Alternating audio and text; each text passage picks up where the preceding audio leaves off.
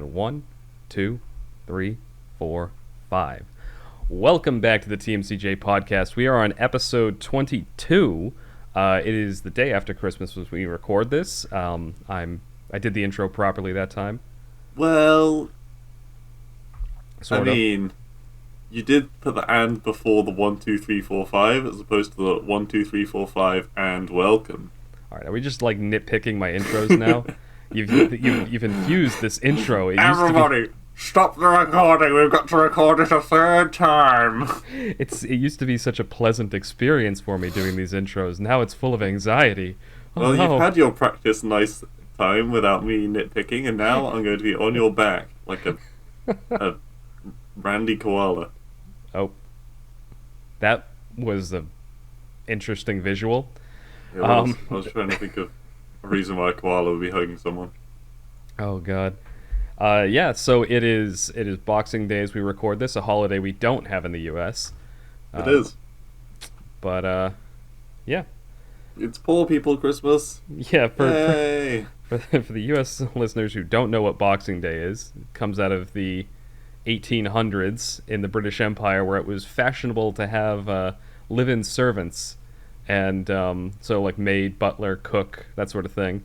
Yeah, and you can find out all about it in the last podcast. Oh, did we talk about it in the last one? Yes, you went into great detail. Oh, okay. Well, here I am repeating myself. Anyway, yeah, so not Christmas themed. This is the podcast that will go out after New Year's, so kind of looking on to 2021. Yep. Wait, is it after New Year's? I think it will so. be after New Year's, It yeah. will be, yeah. So, what better way to start the new year than with some pretty awful news? The Cyberpunk, the game that I was lauding as such a great game, at least on the PC, albeit with some significant glitchiness.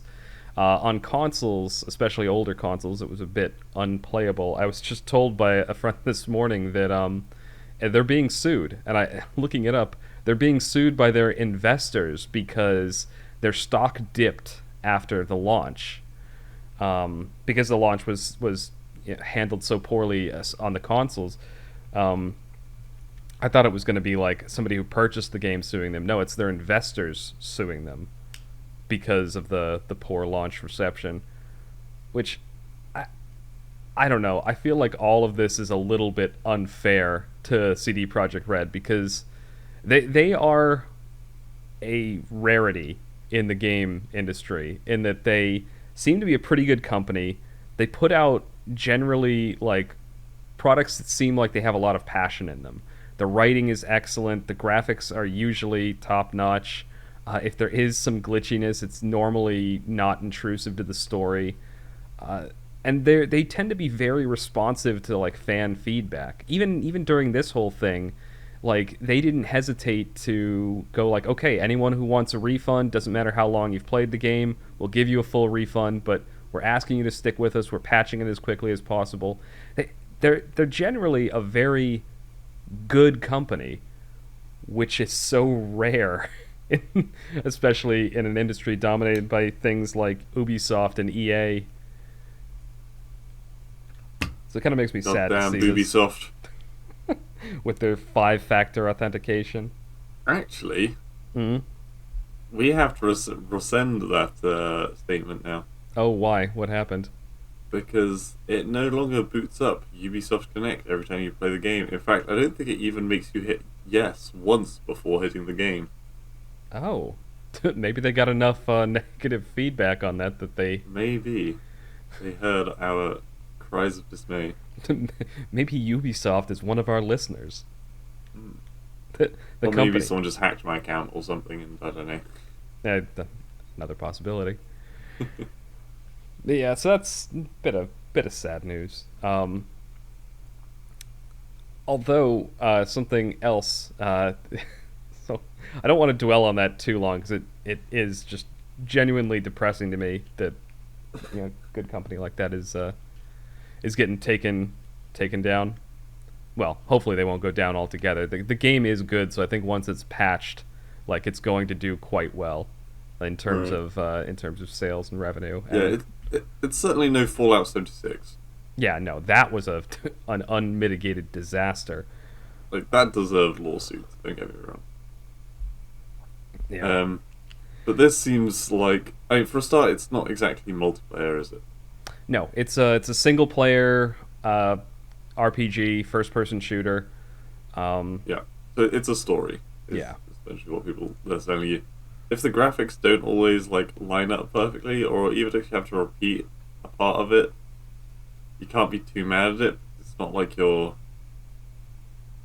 only losing a set amount of progress, and you can fly back there pretty darn quickly, I imagine, because you'll just not be admiring all the beautiful graphics the second time around. yeah, you're just gonna be, and Uh, that has happened to me once while playing the game. I had a quest marker bug out, and I just had to load a previous save from like 5 minutes ago, and so I yeah. already knew what I was doing after that, so I was able to just repeat that very quickly, and then it was fine. Um, so it's not without its issues, but as I've said before, I found it endearing in the same way that I found Skyrim or Oblivion endearing. So hopefully their stock bounces back. They don't get hit too hard by the lawsuit, and the game ends up being functional on consoles too, so other people can enjoy it the way I have been. Hmm. Moving completely away from that, these are very negative topics this morning. We were talking, well, you were talking to me earlier in the week about a Netflix series that you can't get over in the UK, despite Yep. it being Get ready mostly. for more Netflix bashing.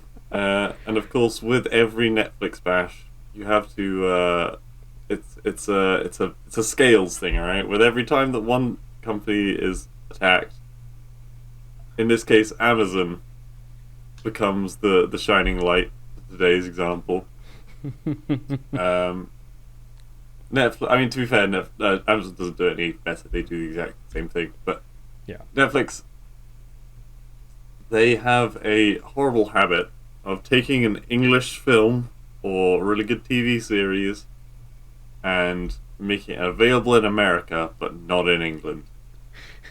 And yes, the one that irked me so much earlier this week was the Lord of the Rings trilogy is available in America but not here. Yeah. So now I have to either shill out about it's about £18 for all three, um, like a copy of all three films, Mm, and that's like digital HD. yeah. Is £18, which is pretty darn expensive for any kind of anyway. It's but Or I have to just hound Kaiser until he lets me watch it for free. So just those stream are it my over to you. options. Well, Yeah. this you're right in saying though that it isn't just a purely a Netflix thing, because region locking is something that happens with all kinds of streaming sites. Um, even YouTube does it. They region lock certain videos based on regional laws. Honestly, the the people you should be blaming is the BBC, because they're the ones who um, restrict English TV shows and movies from being broadcast abroad, because they want you to pay for your TV license and see the movies and TV shows on their services, or buy the physical copies and then they get the revenue for it. So blame. Yeah. What you gonna say? I was just gonna say they definitely have a portion of the blame. Yeah, from what I read up, it was basically just Netflix saw that there were not as the number of people in England is obviously not nearly as much as in America. They just could be bothered to buy the licenses for it, uh, Yeah. which is a shame. But hey, maybe when we've left the EU pretty soon, I mean, you're maybe taking the that'll BBC change. with you, so that's not really gonna Yeah. change much. Region locks are an interesting thing, because I used to notice when I was traveling for work, like my phone is registered to the US. So Mm. if I was just on my mobile data and I'd be like watching a video or watching say I was watching Netflix or Amazon on my phone, um, but then I get to a hotel and I log into the Wi-Fi at the hotel, and suddenly whatever I was watching is no longer available. But if I go off the Wi-Fi and I'm just on like my network again, then I Hmm. can still watch it. This happened to me most noticeably when I was in Germany for work, because there's apparently a lot of stuff on American Amazon and Netflix that is not available in Germany. I was All right. so like I can't remember what series I was watching at the time, but it just I got to Germany, went on, so I just I have unlimited data, so I just watched it on data while I was there Right. if I wanted to Yeah. watch those particular things. I imagine quite a few World War II themed films are probably banned in Germany. Yeah, So I yeah, mean, considering like doing the Nazi salute in Germany is considered illegal.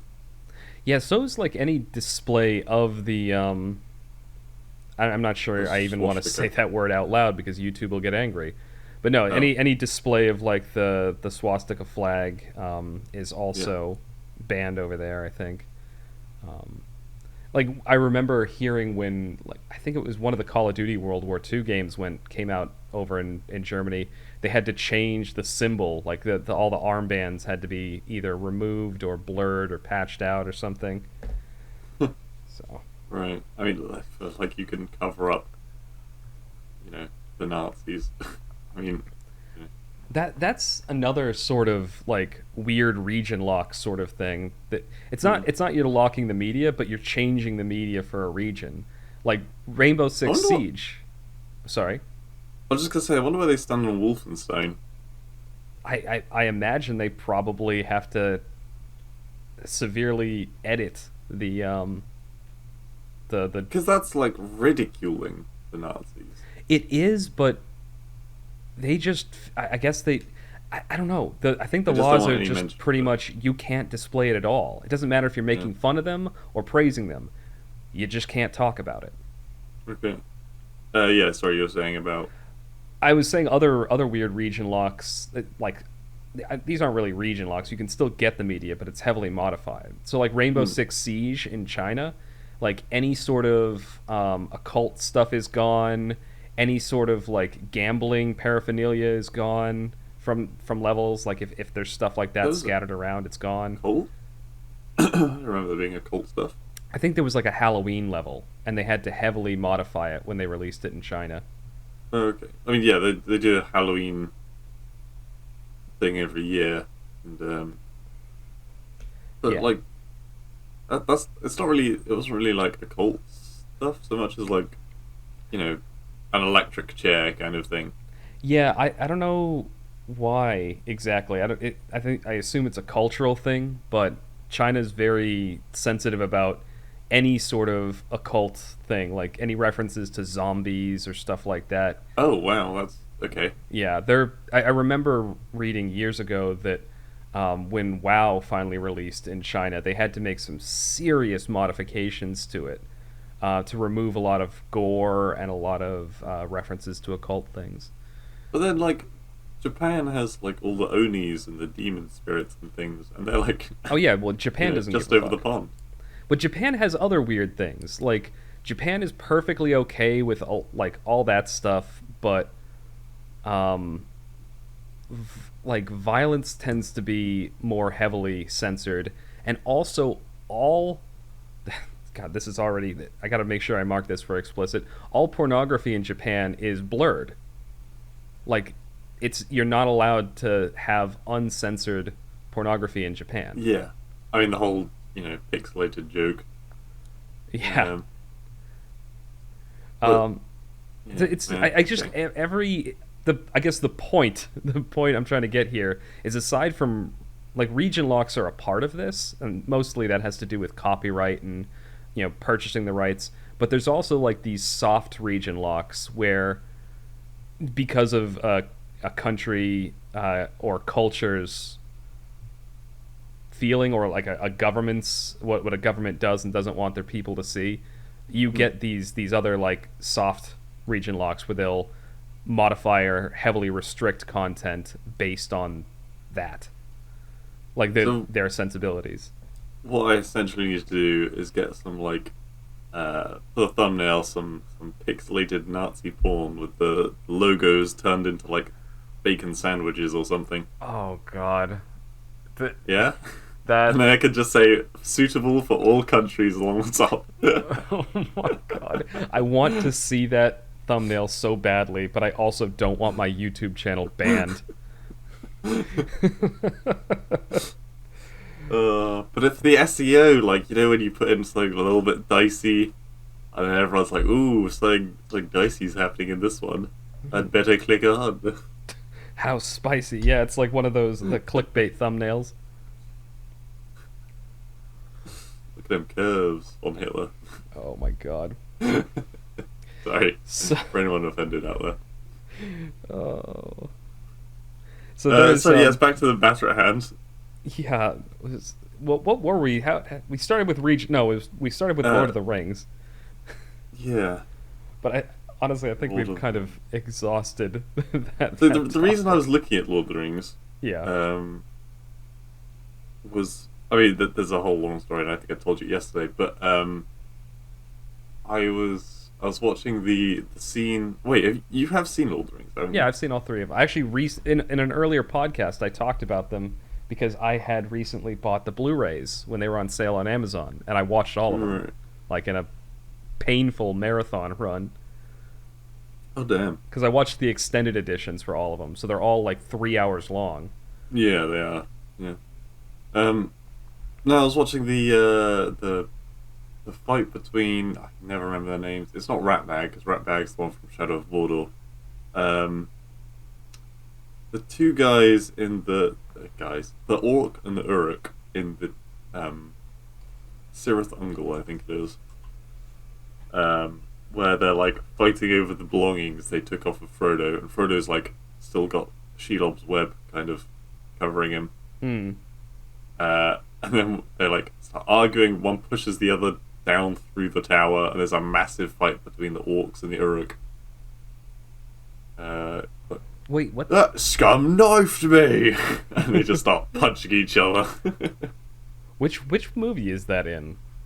Okay, so it's like I said, it's just after Shelob, so it would be they Merry and Pippin. So rewinding, not Mm-hmm. Merry and Pippin. Frodo and Sam Hmm. before going past Shelob, they went past the Minas Morgul, which is where the Witch King lives. I think it's during the siege of Osgiliath. I think so. It's just after that. So after the fight in Minas Tirith, I think. All of these names are just gibberish to me. I've Okay. read the books, I've seen the movies. I can never keep these names straight. You know the place where the guy gets set on fire and runs off the end of the city. Oh, okay, so it's the third movie then. I thought that was No, no, no, no. that That was happens in the third movie. yeah, you're right because the Two Towers is Yeah, the second movie is where they're like besieged in that cliffside city. but That's they defeat Sauron and his army in the Two Towers, don't they? they defeat. No, they defeat, and yeah, they defeat an army that is attacking, but it's a different one. It's like the horse people have that mountainside like citadel that they hide in, and Right. Is Gandalf the is what? I was gonna say is the Rise of the Ents in the third film then? No, it's in the second film. Anyway, it's either the second or the third film. Okay. It's very funny scene. The Ents definitely happens in the second film, because I remember because Yeah. near the beginning of the third film, they reunite with Merry and Pippin, and the Ents are walking around, and you know, But the Uruk-hai are obviously Saruman's troops. He made them, yeah. and I'll be perfectly they're one of honest. the I couldn't tell the difference between the two of them. basically Like, Uruk-hai are just bigger, yeah, that's so that's and they've just got the white hand of Sauron like printed on their face in chalk. yeah. I think watching through this second, because when I originally saw the movies, because I never read the books as a kid, when I Mm. originally saw the movies, I I was so lost for most of it. Like I got the general concept. Okay, Ring bad, Saruman bad. There's a bunch of like orc things that came out of the ground or somewhere else. You Yeah. know, get the They ring in were the fire. a lot more authentic and creepy than I remember them being. Bear in mind, I haven't seen any of the films in about 6 or 7 years, I guess. Hmm. And so I'm like super ready to watch them again. But yeah, the orcs, they are super creepy, and oh my god, they did such a good job with them, despite it being what 2003 that they made the last film or something. Yeah, yeah, it was early 2000s because I was Oh, very young man. when I saw him. Well, not very young. I was a teenager, but yeah. Oh, Yeah. So yeah, I mean that's kind of maybe that should have been more in the media segment, yeah, but screw it. no, what's we done with that? You fool of a took. Oh my god, that was there were some good. The Ent part was actually one of my favorite parts in all three movies. Like where they come charging Mm, out of the forest, they get pissed because of all the trees being like destroyed, and yeah, then they just like they break the charge dam. down. Yeah, that was an awesome scene. I It love that whole was. bit. I kind of want to watch that whole bit again, like just that bit. Yeah. Oh, and now I can because it's on Netflix. Fuck off. Emphasis on the I can. Yeah, exactly. Oh Hmm. man. Okay. Uh, So just to kind whose of, turn is it for movie next? By the way, is it my turn? I thought it was yours. I don't know. I was asking whose turn is it. Oh, sorry.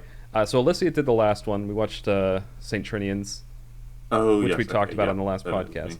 And I think you were saying you may have Well, wanted not to on the pick last podcast, the Scarface. podcast before that. And yes, I do want to watch Scarface. Oh yeah. But there's also Riddick I want to make you watch, so I might delay Scarface. I think if you don't choose it, I will for my choice, just because I Okay. really want to see it. I feel like I'm shortchanging you. Maybe we should do it as just a bonus one because we both really want to see it. Mm.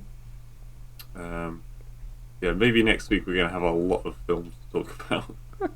It's possible. I mean, I'm on vacation next week, so like I said Yeah, earlier, I can have some time. yeah, you got all your work out of the way. Uh, yeah, sorry, was there a topic or theme you wanted to pull back to? No, I mean we talked about the two topics that I had there, so I was actually thinking that for like the last little bit here, um, oh, what was it? Damn it, I completely lost what I wanted to talk about. Sorry. It's fine. Oh, you know, I do have something I want to rant about because I just went through the process of buying Christmas gifts for people on Steam. Oh yes, thank you very much for that game. I Oh, believe I said. yes. Um, Merry Christmas. But Merry Christmas. so a lot of obviously people aren't seeing each other so much this year, so buying physical gifts wasn't really an option for a lot of friends and family. So I was looking to do digital gifts. My parents, I got them physical gifts because I was going to see them, but with a lot of other people, I was going to buy gifts on Steam. So I had a few presents to buy. And Steam does this very like what I did was I wrote out the people I needed to get them for. I wrote out a list of like the I was just noting down games and things digitally that I wanted to get for them. And then I just made like a yes no, have I purchased it yet, yes no, and then I had a price column so I could keep track of how much I was spending. Very simple Excel sheet. So I made that up. I've got my list ready. I go over to Steam and I start making the purchases. I buy two games, and apparently I made them too fast for Steam's comfort because then I get an error message that says you've been making purchases too rapidly. Please wait a while and try again. And that message stayed there for like an hour and a half. I had to like I tried everything. I tried emptying the cart, putting it back in and sending it again. I tried closing Steam down and opening it back up. No, they just don't want you to make purchases too quickly for some reason. So and I sent Yeah. them a ticket that was like, "Hey, yeah, I'm buying Christmas presents. I'm going to be making these purchases rapidly. Can you please fuck off?" And I didn't say it in those words. I tried to be more No, professional. you're cordial. Yep. Yeah, exactly. Thank you. And it doesn't let you say you're having a general problem with purchasing. You have to say specifically what you were trying to purchase. So I Yeah. did. Now, eventually, I was able to purchase the thing and send it. But so by the time they responded to me, that had already happened. And so they're like, "Oh, we see you purchased the game. Are you done?" And I'm like, "No, I'm not fucking done because this error message happened 3 more times during the day." So like when I finally cleared, I was able to buy 3 more games. Error message. I had to wait another hour and a half. 3 more games. Error message. And it was infuriating because it was a task that should have taken me like a half hour at most, and it ended up taking the entire day to go through and do this. And Yeah. Steam has had a long history with me and just being really, really just shitty around like gift giving Well, because well yeah, get your thoughts out on that before I rant about the other thing they did a few years ago that pissed me off. okay, so this is probably gonna link to what you were about to say. Steam used to be really good, and over the years, I feel like they haven't done anything to improve it, and in fact, they've actually been getting slowly worse over the years. Yes. Um, Now, granted, the reasoning they give is because they don't want people like setting up accounts and like trading stuff, but basically not using it as a Steam account, using it as some kind of trading account.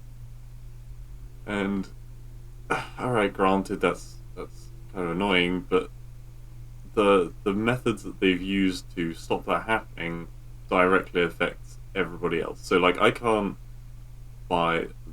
There's a lot of gifts, games that I can't gift to people now in different countries because of the um, change in pricing between the countries.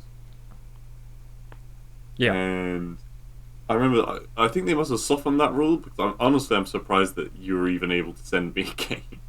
I did get Uh, blocked.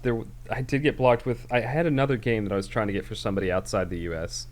and I did get region blocked because it said that the price difference was something, and it gave me an error message. I had to find something else to get them. yeah, Um, and that's like, just so annoying when you can't even buy a goddamn present online. Um, and the other one was that. Oh, buggery, what was it? No, I've lost it. You go with yours. so the other thing they did a few years back that really annoyed me, what I used to do is I knew that at the end of the year I had a lot of people that I have a lot of friends that play video games, and so a video game on Steam is probably a really good thing to give them as a Christmas gift. So Yeah. throughout the year, if I'd see like a good deal on a game that I'm like, oh, I bet this person would like, or I bet it'd be good for someone, but I'm not sure Hmm. who yet. I'd buy the game and you used to be able to put it in your inventory in your Steam account. And then when it came time, you would be like, okay, I've got my Christmas list. Oh, I have these games. Oh, let me give X, Y, and Z this gift and this gift and this gift. And I can just You kind of gave me assign it. Pokemon? Yeah, yeah. Sorry. I can just give them the gift as it gets closer to Christmas or schedule it to go out. Yeah. Steam took away the ability to put games in your inventory. There's still a way to do it, but it's very tricky now. You have to make an alternate Steam account, buy the game, give it to that account, and then decline the gift, and then it'll go back in your inventory. So it's convoluted, and it's not worth the time, honestly. You have to now, if you want to give a game as a gift, you have to buy it, and when you buy it, you have to specifically choose the person and schedule the date it's going to go to them on. So that already was really annoying. I actually made a post on Steam's forums complaining about this, and it got a ton of traction. There was a bunch of people responding and agreeing, saying that they brought up that they did it to get rid of the behavior you were talking about, where people would just set up an account and stockpile games when they were on sale, and then sell them when they weren't on sale, like trade them with people for Yeah. stuff. Which I'm like, okay, fine. Why are you punishing everyone for them? Like, just either if you really don't like it, ban the account, or more reasonably, take away that account's ability to store games. Problem solved, right? But, but instead they decide to punish everyone. And anyway, the forum got a lot of traction. There was a lot of people responding, and a Steam moderator locked it. So it was just, they not only have they been making the service slightly shittier over the years, but anytime, well, the few times I've tried to point it out on their forums and discuss it with people, they've just locked the forum and won't let you post anymore.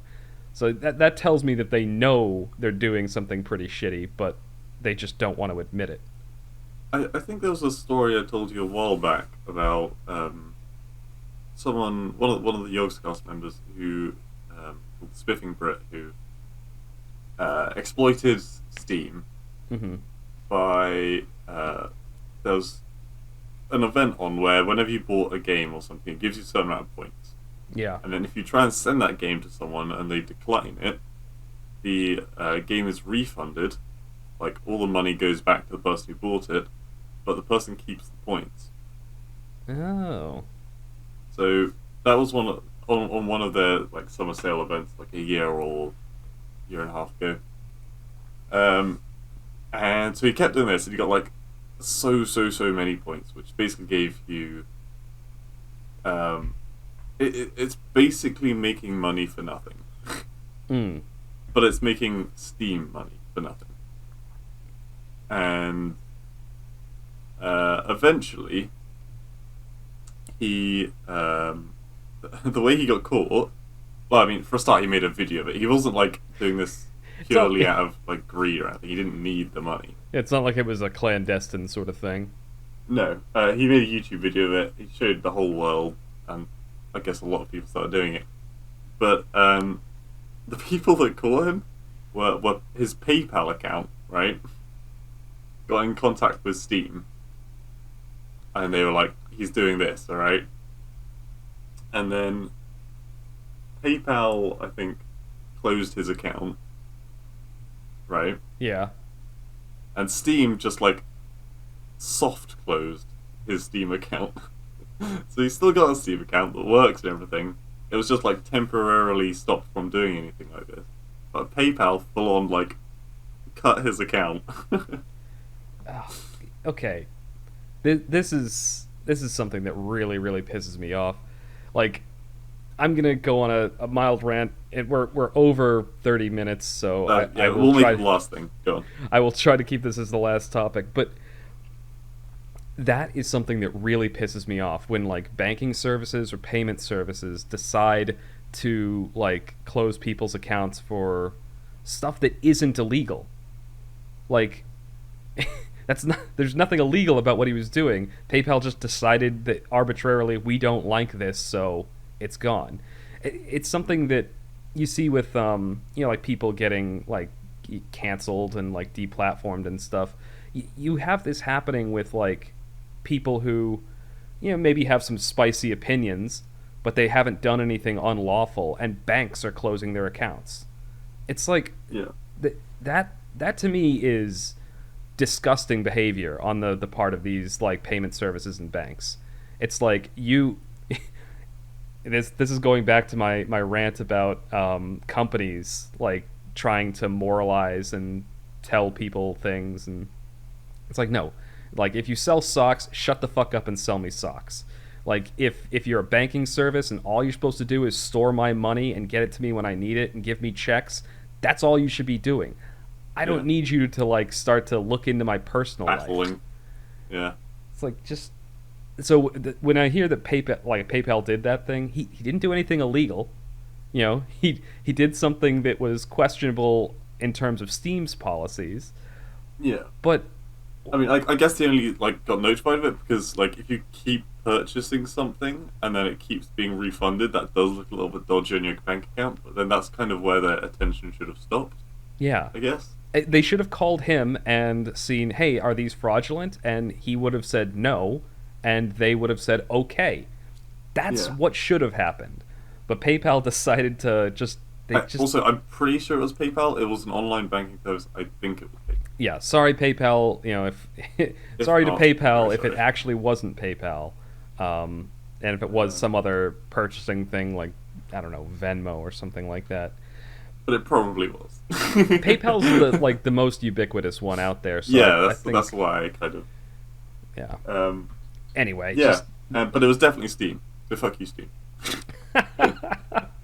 but yeah, I think I like what you said earlier. That does seem to be the case with Steam. That they were a great service for purchasing and tracking and playing games on the Mm. PC, and they have been doing everything in their power to progressively make their service worse. I don't I don't know. Like, I guess they just, because they had a monopoly on the market. I think that's why I think Epic Yeah, they do showing have a up. monopoly.